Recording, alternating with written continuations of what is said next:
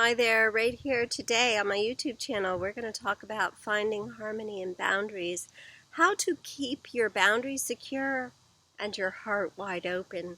See you in just a minute.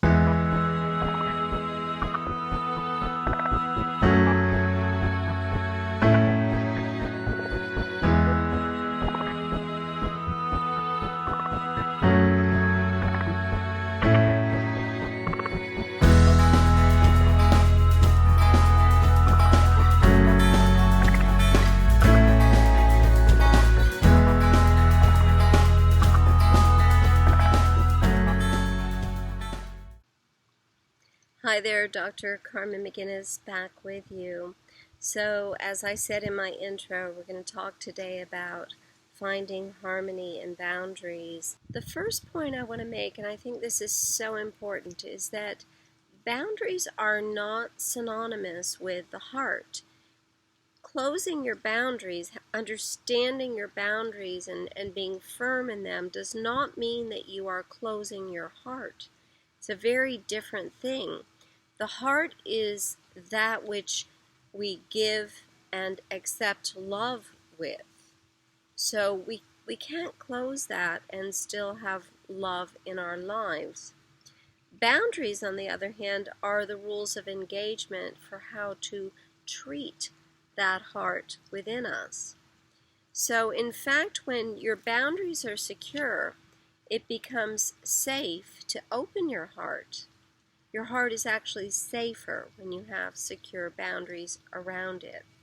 Not because the heart is on lockdown, but because it simply won't respond to anything except for that which falls within the boundaries that you have selected and determined. And the heart can remain completely open because those boundaries are around it.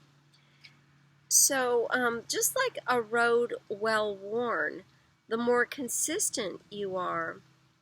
So consistency is important as well.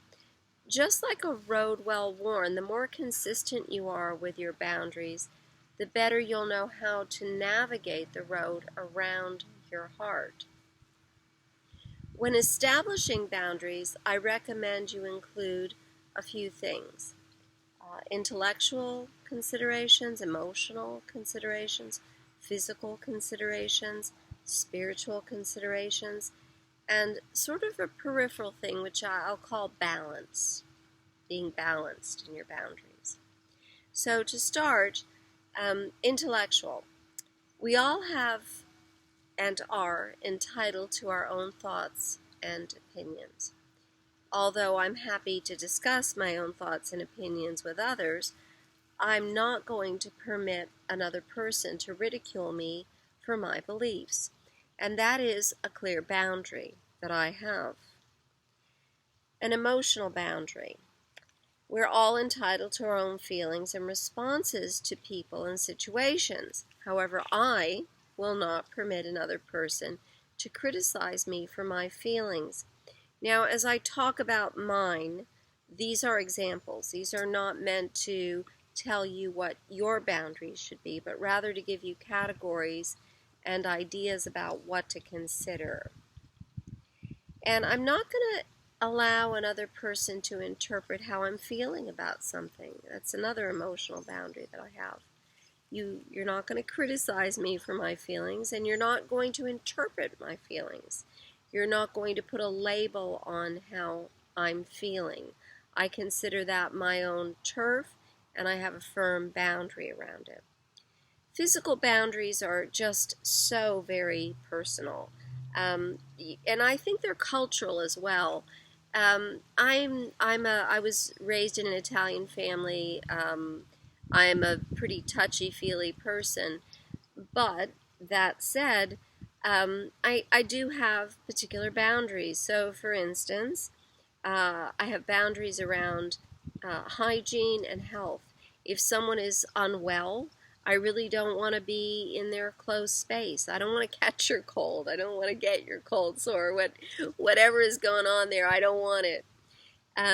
If I'm just getting to know someone, particularly if it's a male, and say, for instance, I'm out on a date first date with someone and we haven't yet established what our physical relationship is, we're not intimate, I really don't want that person to come into my space or to come at me too quickly so that I feel in any way threatened. And that is a firm physical boundary.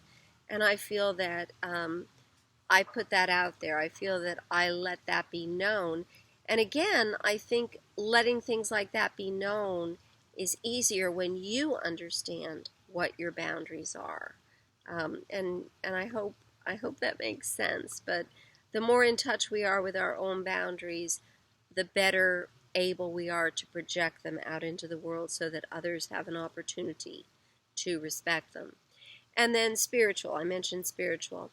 I have very unique beliefs about the origin and purpose of the universe and my part in it. And I'm only going to discuss these beliefs with those that I consider to be open-minded and potentially kindred spirits.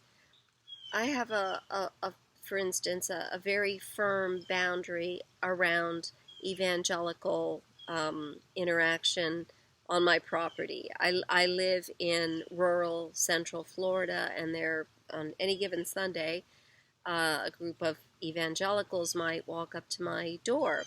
I have a little plaque beside my front door which reads, "To each his own."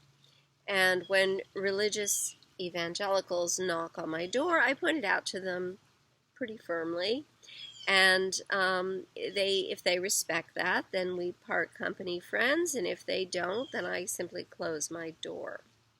So I think it's important to understand that boundaries aren't meant to keep people out, but rather to have policies around who we let in.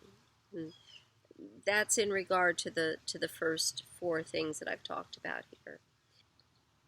And I don't think it can be understated how finding and understanding and articulating and living your boundaries can support harmony in all of your relationships. When you know who you are and you project that to the world knows who you are. They know how to treat you. Those around you, all of them, know exactly where the walls are and where there are open doors. And that creates a harmonic experience for you, for them, and for those that are around you as well.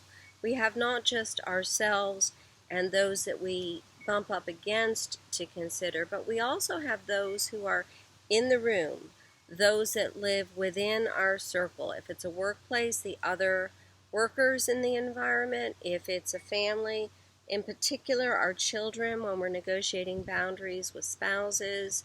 And if you live in an extended family household with our extended family, it's important to our children that the other adults know where our boundaries are. If you are dealing with a friend group, it's important to other friends that may come into this group, those who are around that friend group, to see where your boundaries are and that you are harmoniously articulating them and living them within that group. So that is how we can find harmony in our relationships, through boundaries. So the last point to be discussed in regard to boundaries is balance. It's so important that we understand that when we have boundaries, we are negotiating a turf between letting in and giving out. Balance is very important when we talk about this. It's almost as though you can only let in so much to be able to give out an equal amount, or give out so much to be able to let in an equal amount. And this speaks not only to shared considerations around the four things I've talked about, but it also speaks to time and effort and patience and love, and finding balance in these things as well. If at any point you don't feel that you have an equal give and take in any kind of relationship, whether it's employment or family or an intimate romantic relationship, a friendship, it's important to understand that a boundary may have been breached in some regard. You may be giving too much, or you may be trying to get too much, because remember, boundaries go both ways. So I hope this has been helpful. I hope that you've been able to take from this enough of what you need to start to think about your own boundaries, to articulate them to yourself in writing, and to understand where you're firm and where you're still not certain, so that you can really craft those boundaries going forward in your life. So again, I will reference my book, Raising Your Inner Child, which can be purchased on my website, my author site, which is tippittytap.net. And I look forward to seeing you midweek for my midweek sneak peek and what we'll be talking about next Sunday. Until then, have a wonderful week. I'll see you soon.